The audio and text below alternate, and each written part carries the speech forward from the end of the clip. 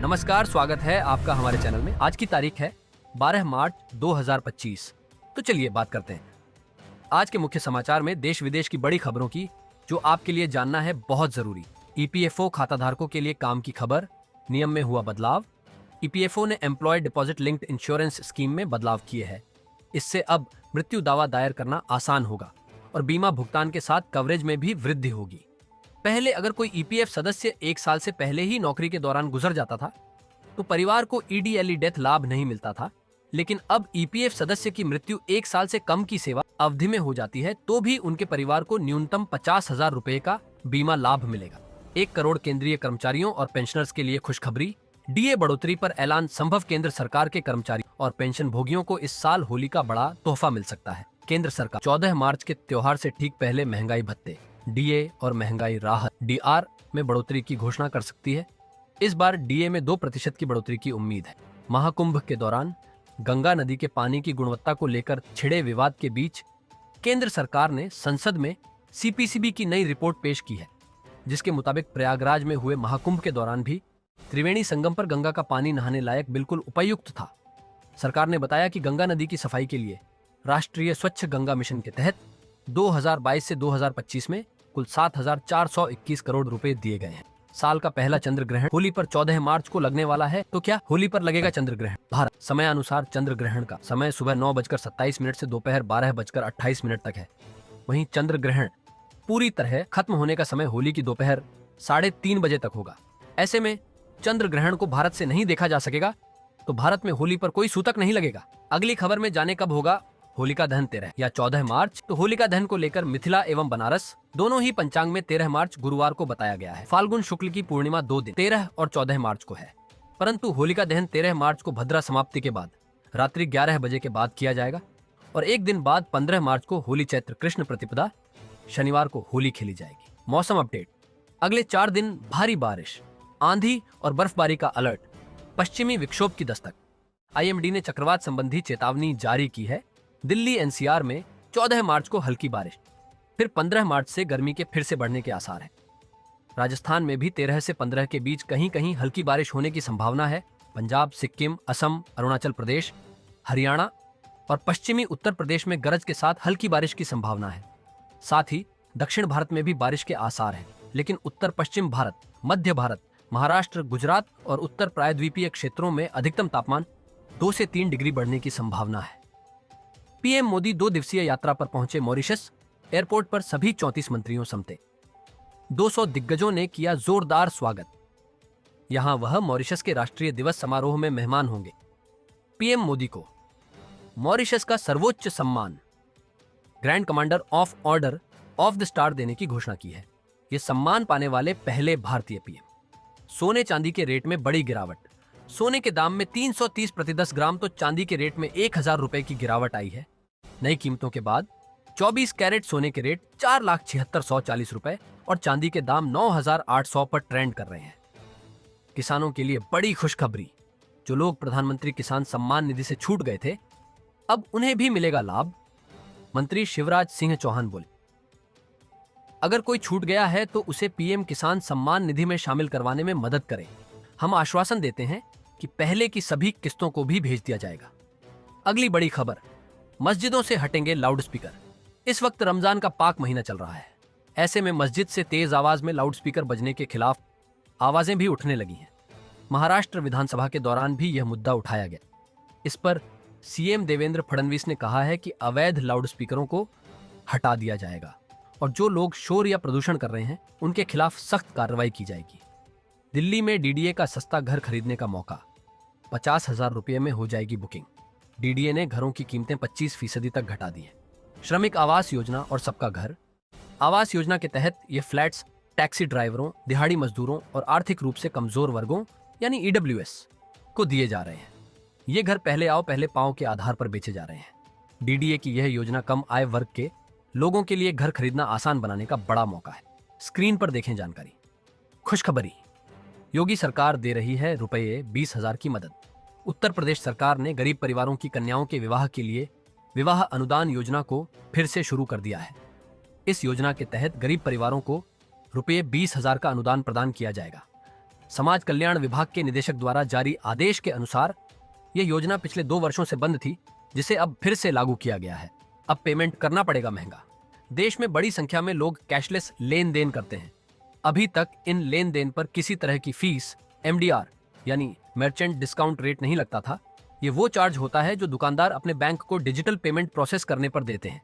फिलहाल सरकार ने इस फीस को माफ किया है, लेकिन बैंकिंग इंडस्ट्री की तरफ से सरकार को एक प्रस्ताव भी भेजा गया है कि जिन दुकानदारों का सालाना टर्नओवर 40 लाख रुपए से अधिक है, उन पर MDR लागू किया जाएगा। अब सरकार अभी इस प्रस्ताव पर विचार कर रही है। बार बार टैक्स कटौती की डिमांड ना करें। केंद्रीय सड़क परिवहन एवं राजमार्ग मंत्री नितिन गडकरी ने इंडस्ट्री से जुड़े लोगों से कहा है कि वे टैक्स में कटौती की बार बार मांग न करें। सरकार को गरीबों के लिए कल्याणकारी योजनाओं को चलाने के लिए फंड की जरूरत होती है और इसके लिए टैक्स जरूरी है। अगर हम टैक्स घटाएंगे तो सरकार कल्याणकारी योजनाएं कैसे चलाएगी? ऐसी ही ब्रेकिंग न्यूज देखने के लिए चैनल को सब्सक्राइब करें और बेल आइकॉन दबाएं ताकि आप हर जानकारी से अपडेट रहे। 13, 14 और 15 मार्च को होली के कारण 3 दिन बंद रहेंगे सभी बैंक। देखें राज्यों की पूरी लिस्ट। कुछ राज्यों में 13 मार्च को तो कहीं 14 मार्च को बैंक बंद रहेंगे। कुछ जगह 15 को भी बैंक का अवकाश रहेगा। 13 मार्च 2025 को होलिका दहन, 14 मार्च 2025 धुलैंडी और 15 मार्च 2025 को भी होली उत्सव जारी रहेगा। सरकार ने मसूर दाल, पीली मटर और टूटे चावलों पर बड़ा ऐलान किया है, जिसका असर आपकी थाली पर पड़ेगा। सरकार ने ऐलान किया कि मसूर दाल पर अब 10% इंपोर्ट ड्यूटी लगाई जाएगी। इसके अलावा पीली मटर के ड्यूटी फ्री इंपोर्ट को 3 महीने के लिए बढ़ा दिया गया है। केंद्र सरकार ने 8 मार्च से दालों पर 5% बेसिक कस्टम ड्यूटी और 5% agriculture infrastructure and development cess लगाने की बात कही है। ऐसे में इन चीजों के दाम में और बढ़त आ सकती है। होली से पहले प्याज की कीमतों में गिरावट से उबले किसान, रोक दी नीलामी। फिर नासिक स्थित लासलगांव कृषि उत्पादन विपणन समिति में प्याज की नीलामी शुरू हुई। किसानों ने कुछ समय के लिए नीलामी रोक दी और प्याज की कीमतों में गिरावट के खिलाफ पानी की टंकी पर चढ़कर विरोध प्रदर्शन किया था। प्याज की औसत कीमतों में 300 से 500 रुपए की गिरावट आई।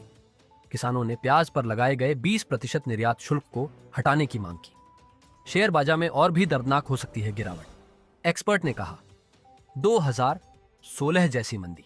एक्सपर्ट का कहना है भारत का शेयर बाजार मंदी से गुजर रहा है और ग्लोबल पॉलिसीज, खासकर ट्रंप की इकोनॉमी पॉलिसी बाजार को और दर्दनाक हो सकती है। भारत में हमारे 3 साल बहुत अच्छे रहे और अगर आप भारत के इतिहास को देखें तो बाजार का लगातार 4 साल तक चलना बहुत दुर्लभ है। आमतौर पर चौथे साल तक हम मंदी देखते हैं। 2008 की मंदी देखने वाले जिम वॉकर ने बताया 2025 में और क्या होगा। वॉकर को 2008 के वित्तीय संकट की भविष्यवाणी के लिए जाना जाता है। जिम वॉकर का अनुमान है कि अमेरिकी डॉलर की वैल्यू 10% नीचे आ सकती है। अमेरिका आर्थिक मंदी का सामना करेगा, लेकिन उसे मैनेज किया जा सकेगा। उनका कहना है कि भारतीय इक्विटी मार्केट लॉन्ग टर्म में अच्छा करेगा। उन्होंने भारत में निवेश बढ़ाने की भी सलाह दी है। बिक रहा है यह सरकारी बैंक, मार्च तक पूरा हो जाएगा प्रोसेस। IDBI बैंक को लेकर बड़ी खबर आई है। बैंक का इस महीने के अंत तक प्राइवेटाइजेशन हो सकता है। IDBI बैंक के विनिवेश की प्रक्रिया मार्च में पूरी हो सकती है।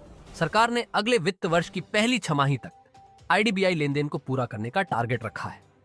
वक्फ विधेयक पर all India Muslim personal law board बोला, सरकार हमारी जमीनों पर करेगी कब्जा। वक्फ संशोधन विधेयक 2024 को लेकर सियासत तेज है। इस मुद्दे पर विपक्ष और विपक्ष के नेता लगातार अपनी प्रतिक्रिया व्यक्त कर रहे हैं और संसद में चर्चा भी चल रही है। All India Muslim personal law board ने प्रेस कॉन्फ्रेंस कर इस मुद्दे पर अपनी सख्त प्रतिक्रिया दी और कहा कि अब हम 17 मार्च को जंतर मंतर पर धरना करेंगे। पाकिस्तान में train hijack, Baloch liberation army ने 120 यात्रियों को बनाया बंधक। पाकिस्तान सेना के एक्शन के विरोध में बलूच लिबरेशन आर्मी ने जाफर एक्सप्रेस को हाईजैक किया गया है। मुठभेड़ में 6 पाकिस्तानी सैनिक के मारे जाने की सूचना है। आरा बिहार में स्थित तनिष्क ज्वेलरी शोरूम में दिनदहाड़े डकैती, लगभग 25 करोड़ के गहने लूटे गए। हथियारबंद बदमाशों ने इस वारदात को अंजाम दिया। पुलिस ने मुठभेड़ के बाद 2 अपराधियों को गिरफ्तार किया है और बाकी की तलाश जारी है। इस घटना से राज्य की सुरक्षा व्यवस्था पर प्रश्न चिन्ह लग गया। होली से पहले योगी सरकार के 19 बड़े फैसले। अब प्रदेश में 10,000 से 25,000 रुपए तक के भौतिक स्टैंप पेपर चलन से बाहर हो जाएंगे। बैठक में बलिया जिले में मेडिकल कॉलेज स्थापित करने के प्रस्ताव को मंजूरी। बुलंदशहर में नया नर्सिंग कॉलेज, स्मार्ट सिटी योजना का कार्यकाल 7 साल बढ़ा, बंद कतई मिलों पर बनेंगे नए उद्योग जैसे बड़े फैसले लिए हैं। दिल्ली में यमुना पर चलेंगे फेरी क्रूज, मेट्रो से ज्यादा शानदार सफर। दिल्ली की बीजेपी सरकार अब यमुना में क्रूज सेवा शुरू करने जा रही है। सोनिया विहार से जगतपुर तक 6 किलोमीटर के जलमार्ग पर यह क्रूज चलेगा।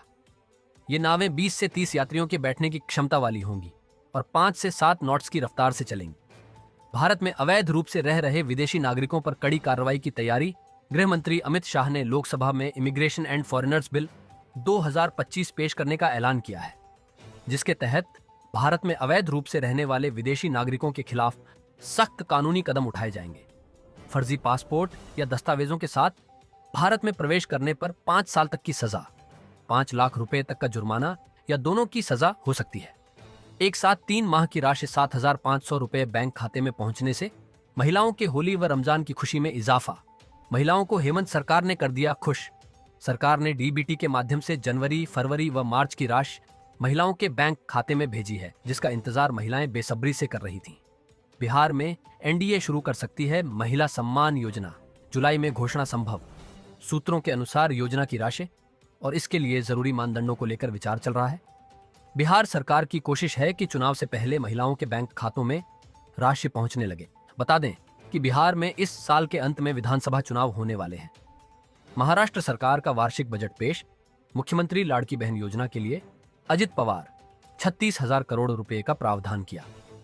पहले यह बजट 23,232 करोड़ रुपए था। लाड़की बहन योजना के तहत प्रदेश की माताओं बहनों को फिलहाल 1,500 रुपए ही मिलेंगे, लेकिन वादे के अनुसार इस राशि को जल्द ही बढ़ाकर 2,100 की जाएगी। अरविंद केजरीवाल को कोर्ट से बड़ा झटका। दिल्ली की राउस एवेन्यू कोर्ट ने पूर्व सीएम अरविंद केजरीवाल को झटका देते हुए होर्डिंग लगाने के लिए कथित तौर पर पब्लिक मनी के दुरुपयोग के मामले में एफआईआर दर्ज करने आदेश दे दिया है। बताया जा रहा है कि होली के बाद केजरीवाल और अन्य के खिलाफ एफआईआर दर्ज की जाएगी। ऐसी ही ब्रेकिंग न्यूज देखने के लिए चैनल को सब्सक्राइब करें और बेल आइकॉन दबाएं ताकि आप हर जानकारी से अपडेट रहें।